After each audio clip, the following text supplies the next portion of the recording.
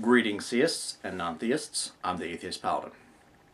This is going to be my last reply to Kate on morality and ethics. I don't think she's going to budge, but here's why I think she's wrong. She is arguing from an incorrect definition of morality, and she's saying that morality is simply our motivations, our values, and that's it. And to make such a statement is, to put it lightly, quite ignorant of the history of the whole debate of ethics, and to simplify it to that point and just say, well, sorry, you know, that makes it subjective, and that's what I had a problem with her other videos, because she was arrogant in that position. I wasn't trying to quote Monya Kate. I may have messed up the quote in saying that you say it was sad. Instead, you would say it was a shame that you had to pwn. Okay, either way, I was trying to say that you're arrogant in your presentation, and you just maybe need to ease back from that. And so you say that I'm off topic and saying that the application to morality doesn't matter, and it's the motivations. Well, that's not true. I'm precisely on topic. All you have to do is just simply look at the history of the ethics. Let's look at the different ethical theories and compare them, why this one's considered subjective and this one's considered objective. Whether you agree with it or not, you still need to look at it and see why they say it. Well, the obvious subjective one is cultural relativism, right? And so what is good or bad is not determined in their actions themselves, but basically popular opinion, and that's when it makes it subjective. It's not really about morality itself, it's about rather who says what is moral by popular opinion. And if you take another view, say, as consequentialism, it no longer deals with the person. It only deals with the actions themselves. And that's what makes that objective. It has nothing to do with the person, only the effect of the actions. Now, I can hear you now saying, well, it's only your opinion that pain is bad and that society should survive. Irrelevant.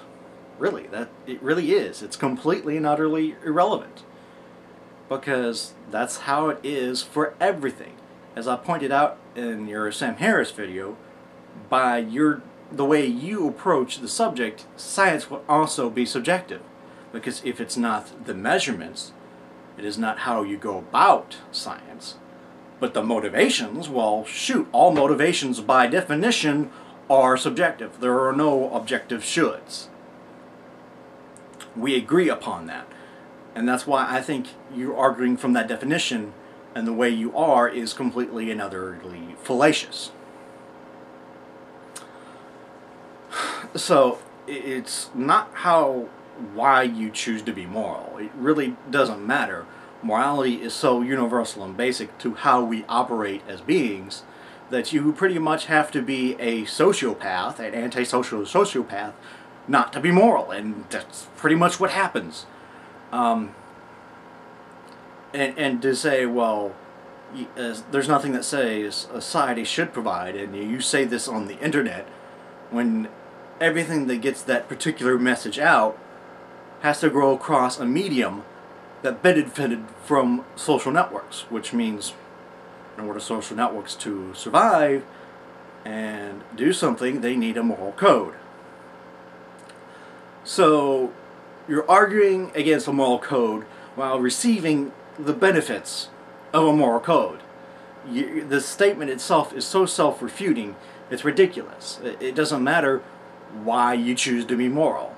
There are still things, if we define morality within a certain strict sense, and then take an objective way of measuring, such as some sort of consequentialism, then we can objectively say something's good or bad within that defined system. Hence my examples of health in my previous video and my examples of, you know, performance cars and all that.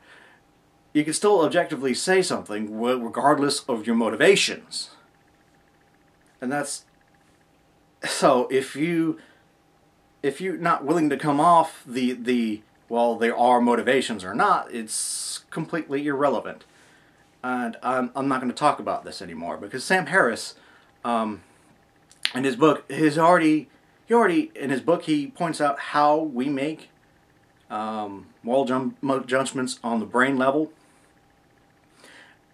And when you observe that, and you'll see something, when we deal with true statements of math or something, 2 plus 2 equals 4, and we say, oh, true, and sort of part of our brain lights up, while moral statements do the same thing. They light up the same places in our brain. So if you're saying, well, you're trying to describe how people act, that's not even correct in even a descriptive sense. It can't even provide a prescriptive sense, to which the majority of throughout the history of the debate of ethics has been. So you can't get it descriptively right, and motivism provides no prescription whatsoever. It is simply pretty much a skeptical point of view. It's moral skepticism. And regardless of what you think, we still socialize. So the problem still exists, one, that we still need a moral system. Therefore, we're going to need to converge on certain things at some point. I mean, unless you like strife, I'm not. It's just how it works. So your points of saying, well,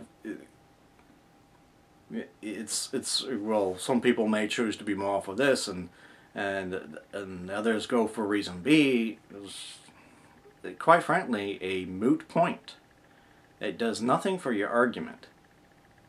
And so I think that's enough arguing from that, because it's simply so silly. It's silly to go on like this. We're not on the same page. So that's my thoughts. So all I can ask is you to be open-minded and not be so arrogant about this. But really, if you really want to refute the idea that morality can't be objective, then you have to show, the burden is on you to show that no matter what moral system is created, it will have to rely on something subjective at some point in its measurements. Saying motivations to this whole debate are completely irrelevant. And I'm sorry, it doesn't work. So remember, people, rationality is the path of righteousness.